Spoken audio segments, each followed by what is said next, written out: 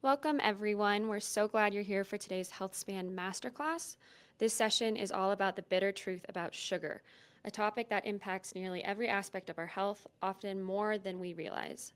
Leading us through this important conversation is Christine, our expert Healthspan nutritionist. So please get ready to learn about how sugar affects your brain, your body, your mood, and most importantly, what you can do about it.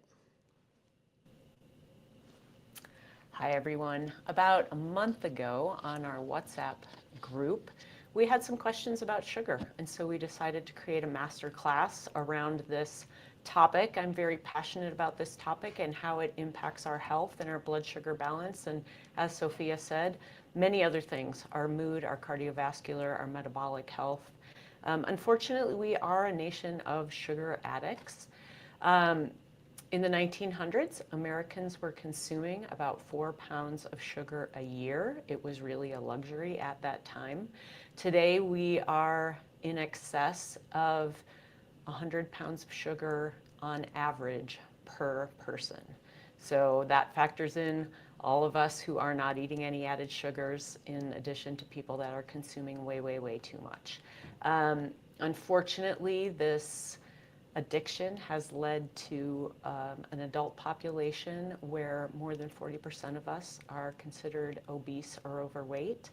And very sadly, the number of children and teens that are considered obese and overweight has tripled from the 1960s to almost 30%, 20% obesity, 30% obesity and overweight. So that childhood obesity rate is a very concerning thing, obviously, for parents, and it's impacting the health of our children greatly and impacting our future. So the next generation is actually the first to not be expected to outlive their parents because of these kinds of issues. So we really need to consider this in a very serious way and get control of the situation. Where is all that sugar? So our hyperpalatable food supply, in the 1970s, we had the Farm Bill where we needed to find a use for a lot of corn. So we created something called high fructose corn syrup. And things have really gone downhill ever since. It hides in everything. When Europeans come here to visit or to live here, they first think that everything here in America tastes really incredibly sweet and sugary, and then of course they become used to it as well. And so it's really unfortunate. Sugar is hiding in everything you can find. It's in drinks, granola bars, yogurts. We really need to take a critical look at labels. There's a really great movie called That Sugar Film. It's on Amazon Prime is where the only place I think it can be found. It's a great watch for the whole family. It's a documentary, a little bit on the coattails of Morgan Spurlock's Super Size Me that he did where he ate McDonald's every day. This is a guy from New Zealand. He's really funny and very educated, and he is doing the same thing every day with sugar, except he's also taking blood labs and learning, like we are, how that sugar is impacting his labs and his health. So it's a really eye-opening look at how our food supply became so hyperpalatable and the impact it's having on our health. It really does matter. Learning to read labels is really impactful. About 5 or 6 years ago, the FDA decided to print added sugar on labels. So now we know not just, for instance, when we're having yogurt, if it has lactose in it, that is a milk sugar. So that's something that you're going to find even in your plain yogurt. Plain Greek yogurt has some lactose, has some natural sugars, that's fine. But if you're buying the flavored ones or ones with fruit on the bottom, they almost always have added sugar as well. So now you can look at labels and see where those sugars are coming from. Are they added or are they natural? So 4 grams equals a teaspoon of sugar. The American Heart Association recommends 36 grams a day of sugar for men and 24 grams a day for women. That's just 6 teaspoons. So put that sort of in your head and know that the average American adult actually gets 22 teaspoons per day. So that's 88 grams of sugar. Unfortunately, the American teenager is consuming 34 teaspoons a day, which comes up to almost 140 grams of sugar a day. So having worked in a school quite a bit of my career, I can tell you that those very sugary treats that we like to call breakfast are not serving our kids in any way when they get to school. They are, I will talk later about the blood sugar roller coaster. They are on it when they are at school, and it's greatly impacting their learning, unfortunately. Different ways to say sugar. There are lots and lots of ways. Again, lactose is in that piece, and that is milk sugar. So generally innocuous. We can't really, if we are having dairy, we're not going to be avoiding lactose. A lot of people are intolerant to lactose, which is why they have to not eat dairy products because they can't quite process them correctly. But again, back to high fructose corn syrup, barley malt, corn syrup, cane juice, brown rice syrup. Anything that ends in OSE is a sugar. So read your labels. I have found many granola bars, protein bars, bars that are considered healthy for us when we're working out, who have sugar on their labels in multiple ways. They might have honey and barley malt and high fructose corn syrup. I mean, I really want you to be taking a critical look at the added sugars in those bars and on those labels. A Gatorade has only 1 teaspoon less sugar than a Coca-Cola. So do our kids need that when they're playing an hour of soccer on and off the field? Do they really need that for hydration? They do not. So really try to take a critical look at the products that you're having. Shop the perimeter of the store, focus on veggies and fruits, meats and dairies, and avoid those center aisles, because I guarantee if you read those labels, you're definitely going to find sugar said in many different ways. The reasons to avoid sugar, and actually not even on this list, my very favorite one right now that I've been doing a little bit more thinking about and talking with clients about, is cognitive function. We do know that sugar, though a quick energy source, is negatively impacting brain function, learning, and memory. So we do call Alzheimer's type 3 diabetes because there is a lot of sugar consumption involved. It's a little bit of a vicious circle because people who have Alzheimer's, some of you may know people in your life who have Alzheimer's, and they become real sugar addicts.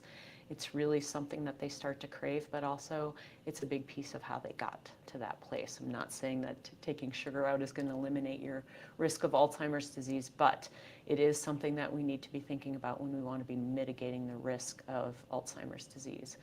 So putting us on a blood sugar roller coaster is really impactful, an impactful piece of sugar, the sugar puzzle. So if you're thinking about a kiddo having Lucky Charms for breakfast, they're spiking their blood sugar, insulin comes in to metabolize the blood sugar.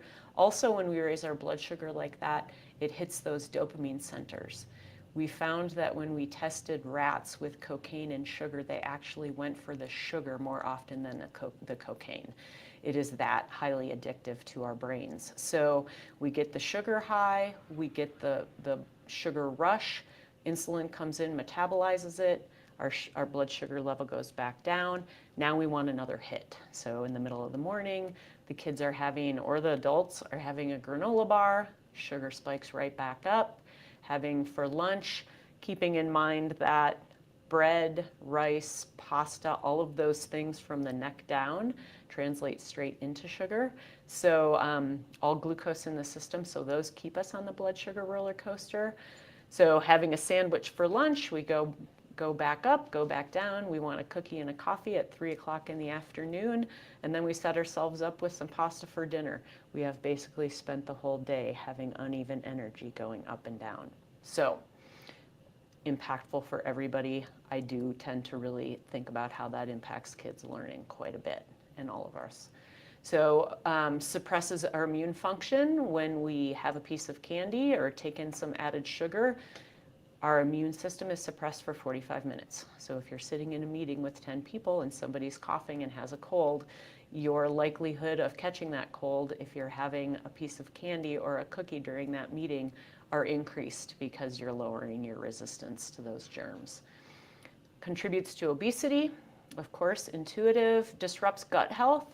Added sugars feed the bad bugs. We know that fruits and vegetables and the fiber that they carry are what feeds the good bugs and the good bacteria in our gut, and we really want to keep those good bugs winning because it's great for our mood and our immune health. So we want to keep our gut nice and healthy, and avoiding sugar is a good way to do that. Tooth decay, we've all been told that one our whole lives. There are no nutrients in sugar, so if you're swapping out calories in a candy bar for calories in a healthier meal, then you are just not getting a nutrient-dense food. Not only that, but it doubles down by robbing our body of minerals. So it's sort of a double negative there, if you will. Speeds aging. Glycation happens behind our skin and gives us wrinkles, unfortunately, robs us of the good nutrients that we need to keep our skin smooth and healthy. Will raise triglycerides and lower HDLs. That's something that's really important to understand, is that triglycerides, which is something that we watch carefully at Healthspan, which is basically the fat in your blood, is actually driven higher, not by fat intake, but by sugar intake. Triggering depression and anxiety, a lot of that has to do with that blood sugar roller coaster that we're talking about. Having that imbalance and up and down can really trigger mood disorders. It's the main cause of non-alcoholic fatty liver disease. So again, like triglycerides, that sort of sounds like a problem with fat in your liver, but excess sugar drives calories into storage. They land in your liver as fat. So it's one of the largest rising diagnoses in our country, non-alcoholic fatty liver disease, and it drives metabolic dysfunction. It can trigger migraines. That's a really big one. And I would add to that, for my menopausal audience, can really trigger hot flashes too, definitely, and night sweats in the night. Sugar feeds cancer. It's what we inject into our body when we do a PET scan in order to find out where the cancer is. So really upsetting when I hear that people are being told, cancer patients are being told to eat whatever they can in order to keep their calories up and keep weight on and avoid sarcopenia. We need to be eating the right calories. If we are just eating sugar, we are really just feeding cancer. So it's really important. And of course, last but not least, increases inflammation. And if we've learned anything from our Healthspan process, I hope that it's that chronic inflammation inside of us is the root of metabolic disease, cardiovascular disease, cognitive dysfunction. It really is the root of all evil. So we want to keep that inflammation down. That's why we're watching your markers. Signs of imbalanced blood sugar. Again, if we're eating added sugar, we're spiking our blood sugar and then we're dropping it down. So we might have high blood sugar followed by low blood sugar.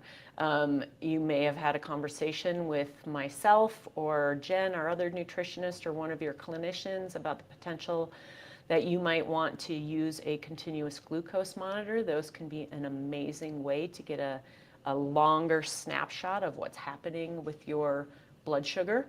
You know, we take people's hemoglobin A1C so that we know the 3-month average of your blood sugar, and we also take your fasting glucose when we're running your labs.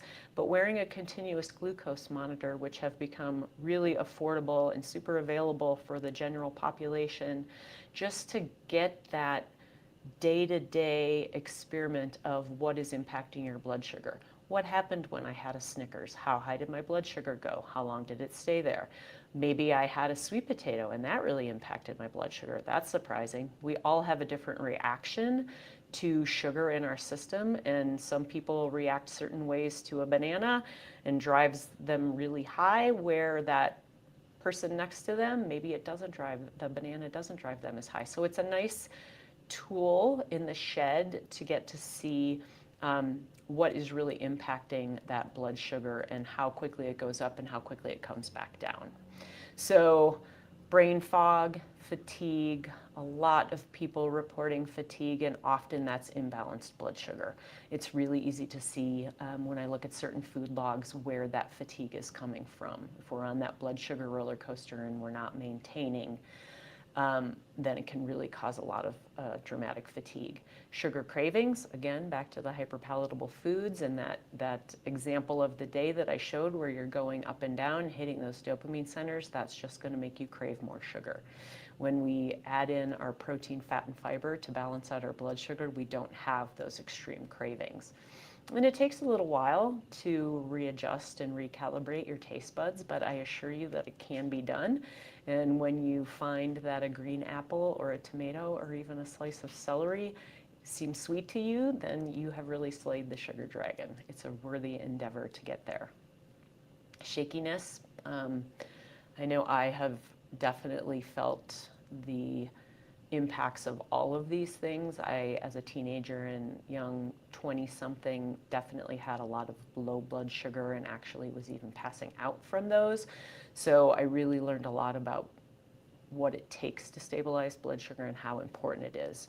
We no longer need to just think about how blood sugar impacts diabetics. We need to think about how low blood sugar impacts everybody.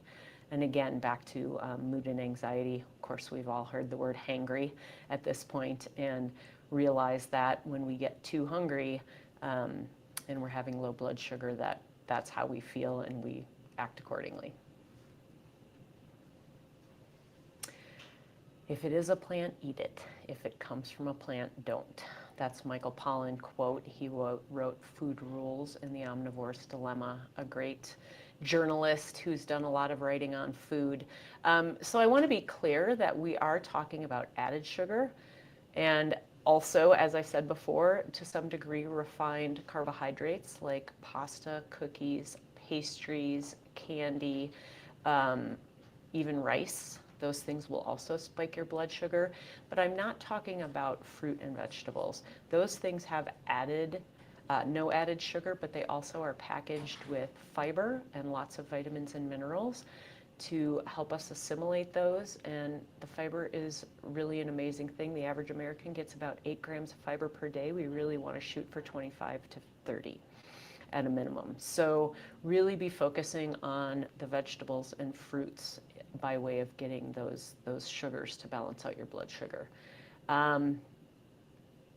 Again, processed foods loaded with tons of added sugar. Shop the perimeter to try to avoid those labels.